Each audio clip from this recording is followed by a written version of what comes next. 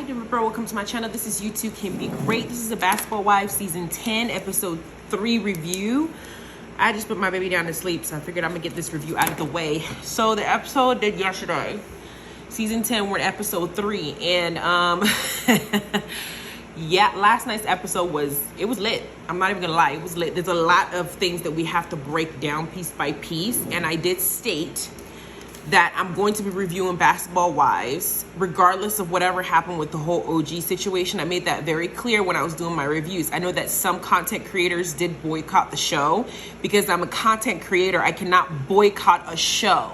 Just like when you're on the news and they're talking about murderers, or they're talking about, people who were against Trump or for Trump, whatever, all that stuff, whether or not you like what they're saying, they bring you information and you can choose whether or not you want to listen to it. So if you're not a Basketball Wives fan, or you don't want to pay attention to it, you have a right to go and click on a different review and watch that. But to go to content creators and try to dictate what they're going to present to their audience, it's not right, because this is also a job that we do and we take our time to do it. So I do appreciate you guys' support, but I cannot be told what kind of content I'm going to put out, whether you're agreeing with it or not.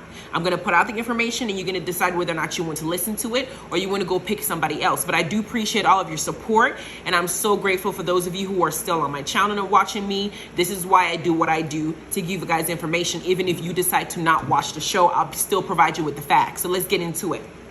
So Jackie's meeting up with Angel Brinks, and Jackie is now, I guess, the Shawnee of the show. I made that very clear.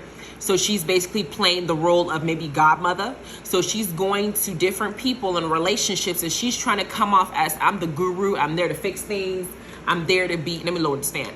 I'm there to be there for you. I'm there to make sure that you guys work. I've had a 26-year marriage with Doug. I'm actually a basketball wife, something that you guys are aspiring to be. So she's talking to Angel, who's very pregnant. Angel looks like she's having a boy. We've since seen that her stomach is big, and I'm pretty sure they announced that she is having a boy during the gender reveal.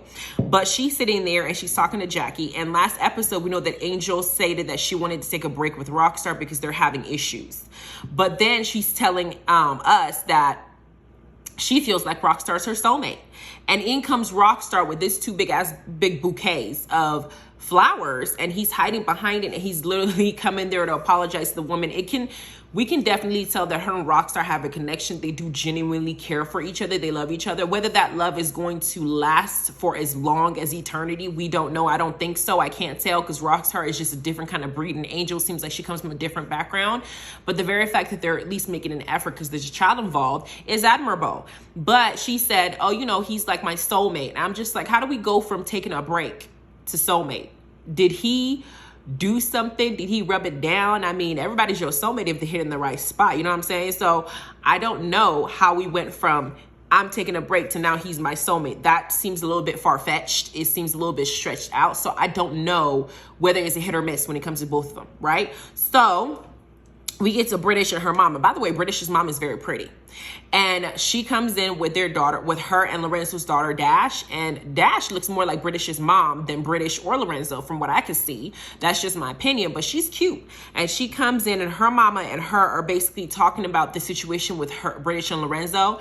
British stated that her and Lorenzo have been together for 10 years, probably on and off. We know that when she first came on the show years back, she was young, she was in love. He came to Paris, did this whole elaborate thing of him being in love with her, wanting to build his future with her, saying it's all about her and whatnot. But we already knew that he was going to cheat. Lorenzo looks like a walking cheating box. Like, he looks like a walking STD, the way that he behaves. So for me, I don't think British deserved it. Her little fine, thick self need to go and find herself somebody who would appreciate her. But she says that Lorenzo is out there doing what he wants to do, being with who he wants to be. And then when it comes to her being with somebody she wants to be, he always interferes, which is generally the norm. Lorenzo's the type of idiot that feels like he can go do whatever he wants, has fun, sleep with whoever he wants to sleep with, but he's going to keep British in his back pocket. So when he's ready to come back for her, and when he's old and his balls are sagging, he needs a diaper for it, he's going to now go to British, and British is going to be the one who he's kept his love of his life for all these years, and so on and so forth. I am 32 years old, by the way, so leave me alone when I drink this. Now, we get to Jackie, Brandi, Duffy, and British meeting up in broad daylight. Almost assassinated by a bug, a bird, and a bee. There was a June bug that came on the table, and all of them are screaming. You see this bug fall on the floor, blind as it is, and Jackie's screaming, step on it, step on it. I just got assassinated. Something just came after me. It just looked like a bug, a bee, and a bird in the same Jackie's a mess. But they're discussing in this conversation, they want Duffy's going to be doing a meat mixer. Is that what she called it? She said a meat market mixer, in where she's going to invite all these single men for her single friends, and the married ones are going to be there to help judge whether they keep the man or not, whether they like him. So they want to she wants to hook up her friends. She wants to put on the show, and she wants to invite her friends that are single to come and see if any of her friends can mesh with the ones that she knows. And they're discussing this. And of course, British is like, sure, I need a man. I want a man. I'm ready. And then Jackie's like, what about Lorenzo? Stop bringing this fool up. This fool is useless. I know that Jackie says, I'm a relationship guru, but Jackie, you would not tolerate what Lorenzo's doing to British if Doug was doing it to you, unless you did in the past. That was, I don't know. Do y'all know the history between Jackie and Doug? Was he like a super cheater or something in the NBA? Because to me, Jackie's crazy. So I can't see him doing that and surviving till this long. I just can't see it. But Jackie now pushing British to be with somebody that's clearly not healthy for her makes no sense. But then they decide to go along with it. And then we get to a next scene with Jackie, Jennifer, and Angel meeting up with a pet medium. I was like, what is this, another scam? Y'all remember Cleo? Call me now. Cleo from that, where they were on TV. They paid her to be a psychic, and people were calling her on TV to read their life, and people were believing that BS. Is the same thing when I see a medium. This woman says she's a pet medium. So she's actually like a animal whisperer or something, but with spirits. And you know me, I don't play with those type of things. I don't open up my spirit to something like that, because you don't know what can infect you. That's just my belief. But some people do actually believe in mediums. All I know is this particular medium, regardless of whether she's real or fake, I just know that Jennifer walked in there, spilled her whole life story, and of course the medium had all the juice that she had to now give her what she wanted to hear. Jennifer's own storyline always seems like she's grieving something. Now I understand her grieving her mother. I'm not even gonna, touch that. God rest her soul. Her mother, nobody's mother should be talked about like that in a negative way, so I'm not gonna do that. But when it comes to her dog, Gia, now last episode, last few seasons, she was grieving her mom's loss. Now she's grieving her dog. And she's like, I always seems like I'm grieving. And I know in this particular country, people look at pets as family, so I would understand that. But Jennifer, that storyline of you constantly grieving with something is getting old. I need you to pick a different storyline. We clearly don't have the same mess going on with you and Evelyn to keep you on the show. But if this is your storyline, I'm already bored. Not that I don't appreciate your grief, but I'm just bored about hearing you in particular always grieving about something is becoming redundant. So then they go to this pet medium, which I think is just ridiculous. But she's sitting up here with these two metal rods in her hand talking about, I am not making this click together. It's moving on its own. I mean, gravity has nothing to do with it. So if they cross each other, then it's real. And if they don't, then I'm not the one doing this. For example, are we in this, she names one state, and it is a move. Then all of a sudden she goes, are we here? And then you see this thing flip. She goes, because it's true. And I was just like, Lord have mercy. It's like a card game. But you're sitting there, you got Angel and Jackie really believing this. You got Jennifer in tears because the lady is appealing to her emotional side. I think it was I'm sorry, respect to some of you guys who believe in mediums, but that one was a crock of crap, okay? Then we have British, Dash, and Lorenzo meeting up at the playhouse because Lorenzo is not there to pick up his daughter and to spend time with her because they need to work on their co-parenting dynamic. And Lorenzo seems, like I said, full of himself. He comes there and he's sitting up here talking about how he doesn't want British to have a bunch of dudes around his daughter. British is like, but you had a bunch of girls around her. He's like, oh, I just needed a babysitter. That's the kind of double talk I don't like. I have a friend right now, and she's a very good friend. She's a good heart, wonderful heart. But she's in the same scenario. Her baby's father does not want her, will come and, ham and have the entire neighborhood and all the friends come over there and beat up this person if he finds that there's another dude, say, raising his daughter. But he got females left and right, right up and through here. He needs to be tested on a consistent basis. And he does not even show up for the daughter. He will not show up to take her to school. He will not show up to take her to her appointments. He will not even show up in the case of emergency. He will throw money at her and give her all the money that she needs. But physically, he is useless to her. But you got the freaking nerve to open your mouth and tell her that when she's supposed to be single and alone and unhappy because you put a child in her that you yourself wanted so bad while you go and enjoy yourself. So she's not supposed to be touched by someone. That's some crap that men do to keep women they want in their back pocket. Well, I don't want you to have any man raising my daughter. Well, then you're more than welcome to share custody and do the amount of work I put in to take care of our daughter. You need to put in the same amount. Don't come to me and tell me what you think I should and shouldn't be doing with my life when I know how to manage this girl more than you do. That's crap. So if that's not what you wanted, you shouldn't have cheated. If that's not what you wanted, you should have done everything you can to maintain this relationship. Do not put my life on pause because you chose to make something stupid. That situation is the same. He cheated. She broke up with him. He really cheated. She broke up with him. Now he wants to tell her what she's supposed to be doing, who she can have in her own house. Boy, bye. It's the same thing that Lorenzo is doing, because Lorenzo really thinks that British is going to come back to him at some point, because he's just probably thinks his DD game is the best. He probably thinks his expertise is amazing to where no matter where she goes, she ain't gonna fight the same. That's what he's doing. It's a mess. Then we have them going to a wet steam place with Jackie, Brooke, and Jen going to steam their vagina because it looks like they're about to go and meet some men. So they're going to go and steam. And Jen lets us know that she's had a lot of bad luck picking men. They flash back to when her ex-husband with the big old buck tooth and with his lips looking like it's half his face had the audacity when he got... Jennifer is very pretty. Let's just be clear. And ain't no way in hell Eric is able to get somebody as beautiful as her without the money that he had flowing in when he was in the NBA. Now he ain't got the NBA. He's probably not got the same money game he got. His teeth is poking out. It just looks like he looks like the Resident Evil nemesis from Resident Evil with the teeth. The way if y'all have seen Resident Evil, the little monster looking thing, that he had the nerve to grab a glass and pour drink in her face because he wasn't going his way. He felt rejected. So that was her relationship one that we saw. The next relationship that we heard about, it was about some guy who was like, what was he doing to her? I think one of them was like he stole her car, her Range Rover, and she let him borrow the Range Rover, and he bonked out, probably took it to a chop shop, ripped it into pieces, made some money out of it. Then we had another one that she said was stalking her. And I was just like, girl, I don't know what your radar is about picking these guys, but at 50 years old, because Jennifer is what, 50?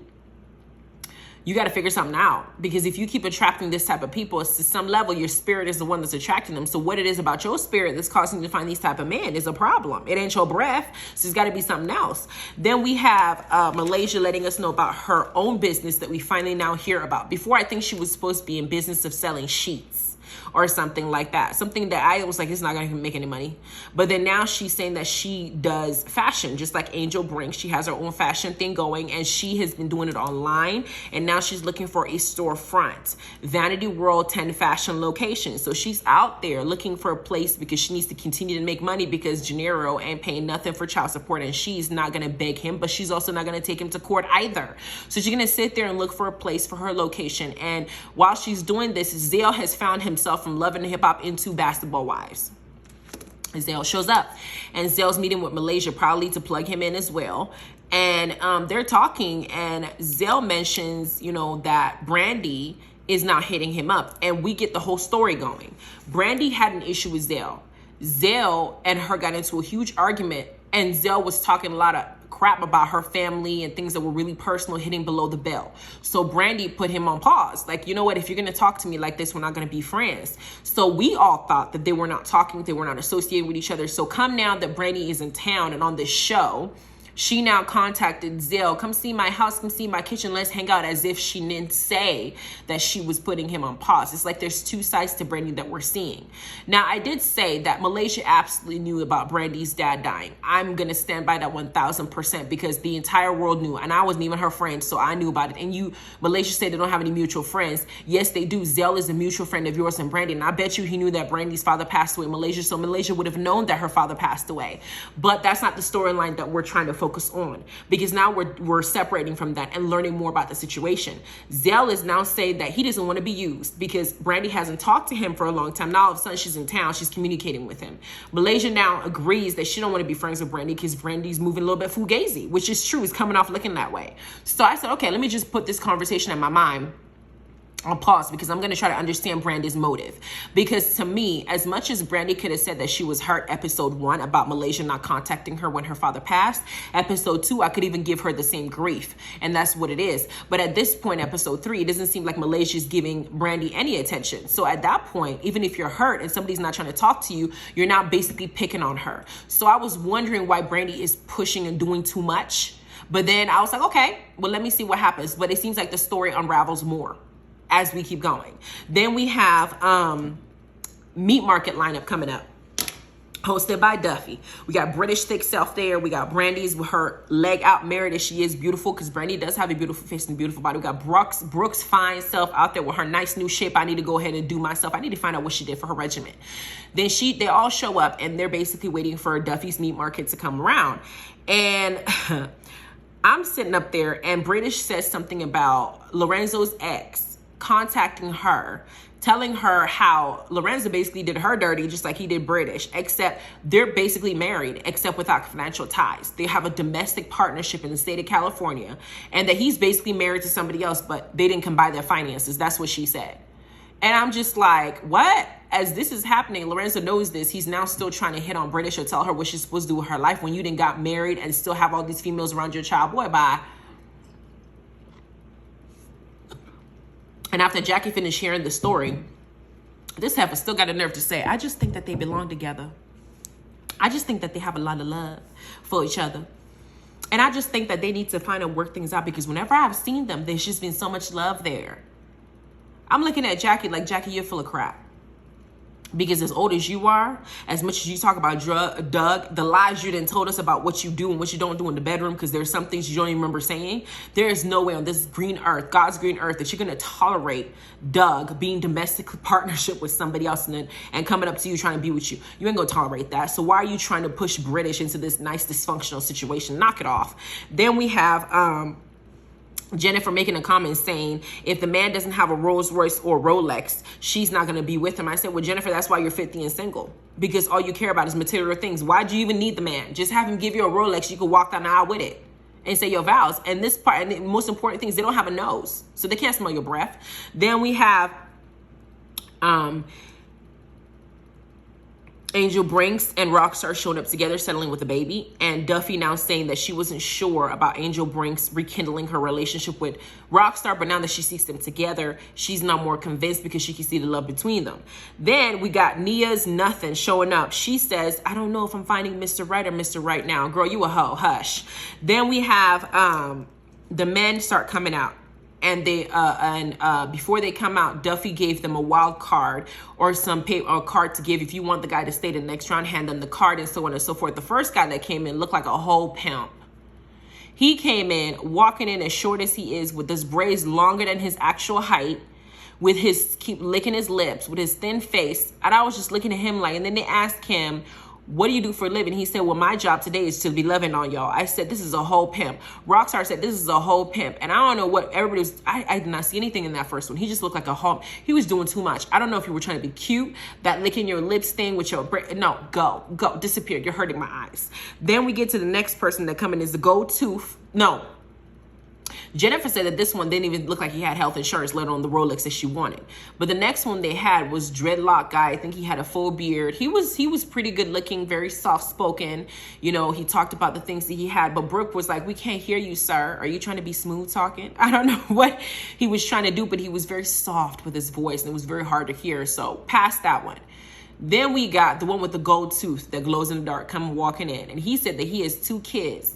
And somebody asked him, well, are you still messing around with the baby mama since both kids came from the same mama? He goes, no, she's married. I don't know what happened with that guy. I don't even know if somebody gave him a card. I don't remember. I just could not get my face from staring at his mouth. It was just so alarming. I just was like looking at the teeth, like, where is the real one? How do you put all that in your teeth? Is it a medical issue? I don't know.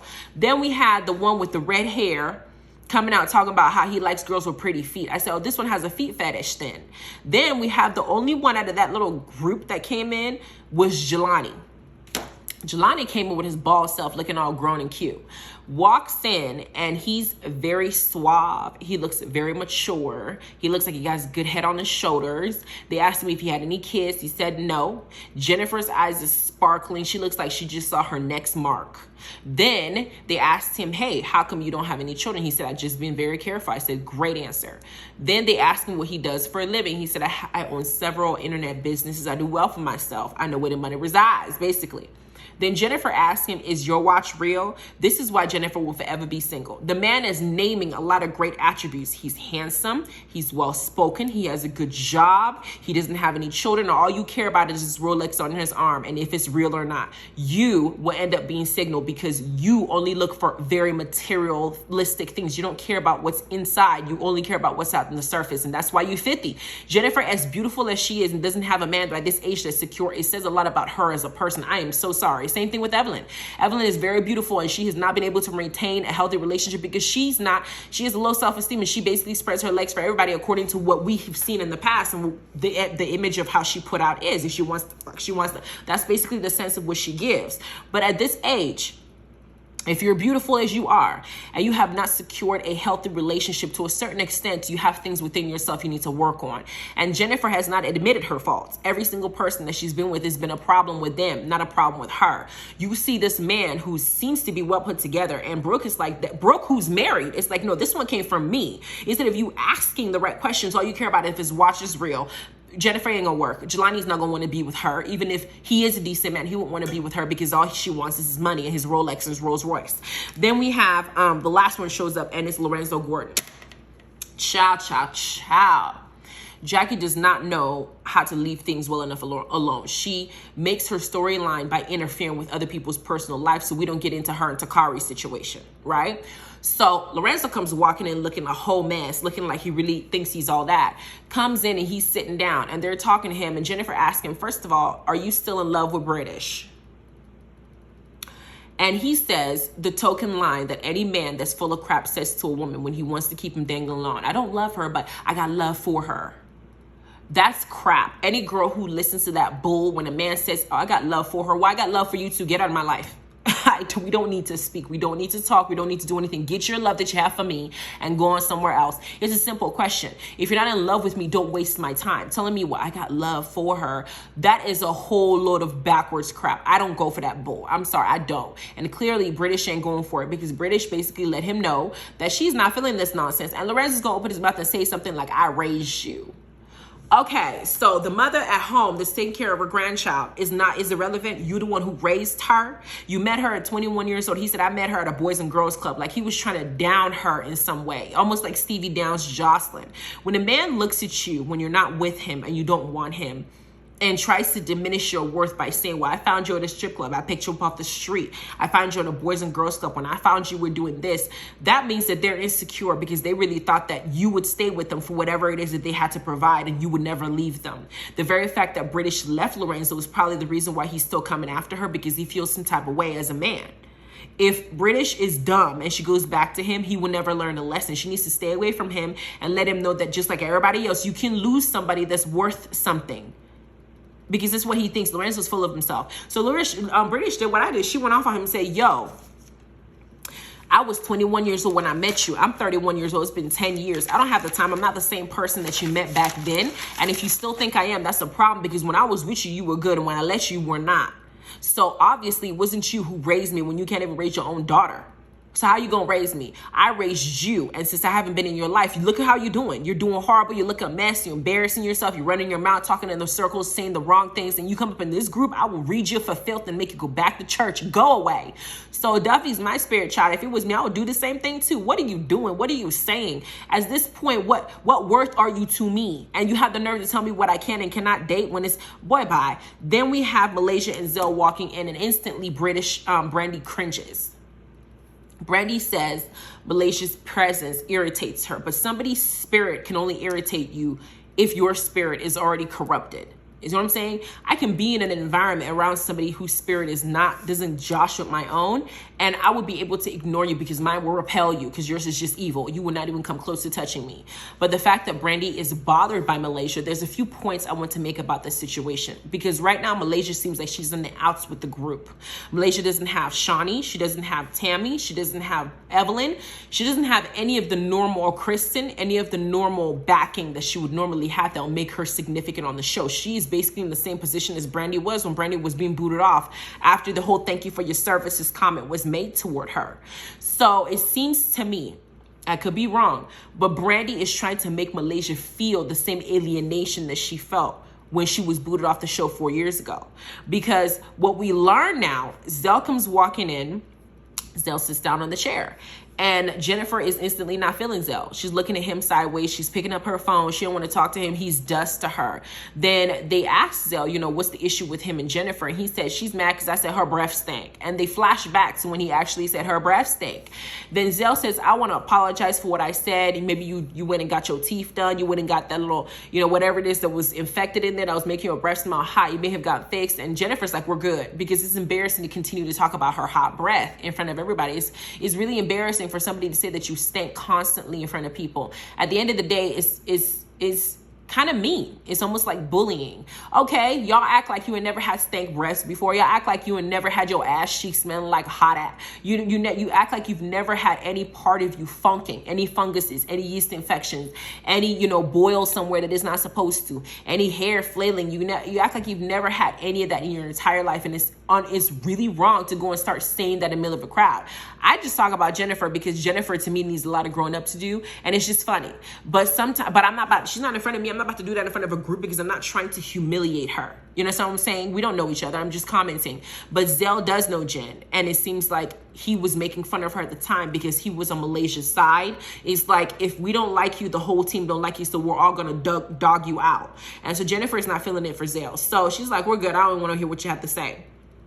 Zell gets up and goes, and he's mingling, and Malaysia and Jackie are off in the corner talking. Malaysia's letting her know that she found a new location for her clothing line. British moseys up over there where Jackie and Malaysia are and says, hey, what is the situation between Jennifer and Zell? Because this they feel like you brought Zell here to basically cause drama. You know what you're doing. Because at the same time, Malaysia also knows that Zell and Brandi are not in a good space. So there's two people that she's well aware are not in a good space, and she still chose to bring him into this situation, the soiree. So, and then we have Malaysia now walking over to Jen saying, I did not bring Zell for you. I did not bring Zell for anybody. Malaysia, I think, was going to say something along the lines of, I was bringing Zell for me because I needed the support and stuff like that. But then Brandi cut her off. Brandi was like, anybody who brings Zell here knows what they're doing, because you already knew that he was going to pop up and da-da-da-da. As she's running her mouth, Malaysia looks at her and says, don't talk to me. Don't speak to me. I don't exist to you. Don't speak to me. And of course, Brandi takes it as a cue. I've had somebody do me like that. I had a former friend that I had when I was about 17, 16 in high school. I went off to military school, and when I was in military school, I had to do a lot of growing up, very, very quickly. I had to learn things about myself very quickly. I wasn't around my family. I was just in a new environment. And at the time, my friend had already gotten pregnant at 16, lied to me about it, didn't even know who the father was, and was kind of changing into the type of person that I think fit the mold of the person I was becoming. So when I needed help and when I needed somebody to talk to, and I was really lonely and depressed and really feeling some type of way in military school, her brother, who at the time I thought I had a crush on, whatever the case is, because I was still young, was useless to me, doing the whole Playboy thing. She herself wasn't as emotionally available for me, probably because she was pregnant. The only person that was emotionally available for me was her older sister, who didn't talk to me all the time, but she talked to me enough times for me to feel at least contented. So I gravitated towards her older sister because in my mind, she was there for me when I left. I left the entire state without my parents at 17. So she became mad and assumed, her younger sister became mad and assumed that I left her and abandoned her for her older sister. It wasn't intentional, but it just so happened to be that way. My point is, she ended up calling me fake, ended up not liking me, doing all the things that essentially Brandi and Malaysia are doing to each other. Now, I did apologize to her, don't get me wrong, years later to her face for hurting her, because that was not my intent, but it didn't matter. She still continued to be a butthole every time I see her. But even in times when I would ignore her, give her space, do whatever she wants, and I'll just be busy mingling, she always wanted to insert herself in conversations that I was having and to say something or to trigger me, try to get me to say something to her just so she can use that as a tool to just react like Ratchet Heifer. So I just learned to ignore her and stay out of the way. Malaysia's not talking to Jennifer, and Brandi's exhibiting the same behavior. She's inserting herself even in conversations where Malaysia's not even speaking to her. Malaysia's paying her dust, and that's making her feel small. So she now used that. She got up. She's like, don't tell me to be quiet. Don't tell me to be quiet. People can say you can be quiet all you want. It's a free country. She can tell you what she wants. She can say whatever she wants. It's part of life. But Malaysia now sits up there. Brandi's getting in her and arguing. And then Malaysia now in the corner now goes up and tells Duffy what the real issue is that we've been waiting for. Now, Malaysia says Brandi has been mad at her because she got fired from Basketball Wives 4 years ago. She's been sitting in her basement, not on the show, not making money, focusing on whatever she's making. And now that she's on the show, she's trying to make Malaysia feel the same behavior that she felt, or the same feelings that she felt when she was the outcast, right? So she's doing everything she can. Whenever Malaysia comes around, she's picking at her. Maybe because she feels like Malaysia may not be strong enough to deal with the groups. Malaysia can be ousted. That's essentially what it looks like Brandi's doing. Because now I can understand the full picture. Duffy was talking to Brandi, and she was just Malaysian. She was like, well, Brandi feels like her and Zell were not in good place. And Malaysia's like, what you mean? She's been DMing Zell, talking about come see my kitchen and stuff like that. So it seems like the information that Brandi is giving to Duffy is not the same as what she's actually trying to portray. It almost seems like Malaysia's right. She's doing all these hoopla because she's on TV. This wasn't something she was doing online, offline. We didn't even hear nothing about Brandi and Malaysia having a beef until they got on this season. I didn't know, did you? So it seems like, to me, if I was going to take a wild guess, Brandi is trying to put Malaysia in the same position that she was in when she got ousted. And I think that she's low-key trying to oust her out of this so Malaysia can feel what she feels. She picked the situation to where she felt like Malaysia did not acknowledge her grief when her father passed away, when they had such a long friendship. And that was painful. But it's been a few episodes. You guys have had several filming scenes. And then Duffy's like, well, she felt like you didn't want to film with her. Malaysia's like, no, she didn't want to film with me. Nobody else wanted to film with her. And so Duffy seems kind of like flabbergasted, and she's being stopped at her tracks because everything that Brandi told her is been refuted by Malaysia. And of course, Malaysia gets sick of her. It's like, meet me outside. Brandi's like, Shiki, don't tell me to meet me outside. We're going to sit up here and we're going to fight this out because this is how I feel at this point. It's not the situation to where you have a character flaw anymore. You're fake. We're going to fight. We're going to do this. Brandi's approach to this situation is coming off not necessarily because she's upset about her father. It's coming off like she's bitter. And Malaysia's the person who she's pointing the blame to, because from what I remember, Shawnee was the one who told you thank you for your services, and you were kicking in her face. So it's kind of confusing to kind of be on Brandi's side when it seems like she's doing too much, because she's doing too much. Anyway, that was this episode. The next episode, they showed nothing. Nia is going to try to get her moment. She's going to go during Rockstar and Angel Brink's baby shower. She's going to post some messy tweet talking about how this is the first time she had out of wedlock baby shower food. That is shady, and Brooke is going to call her out, and Rockstar might make a scene out of it. I don't know, but all I know is nothing's going to try to get her camera moment, and she's going to use Angel Brink's and Rockstar Situation to do it. It is what everybody has to have a moment to keep the show going. Everybody needs a moment. Everybody needs a storyline. She can't just be here as an extra. So that's what she's doing. She's going to use that as her extra moment, and we're going to talk about it. So that's why I don't like her. She's just going to find Mr. Right now, like she said. Anyway, let me know what you think. Ring the notification bell. Click the notification bell so you can get more alerts on my videos. Go watch the ones I've posted so far. And you guys have a good rest of your day. Bye.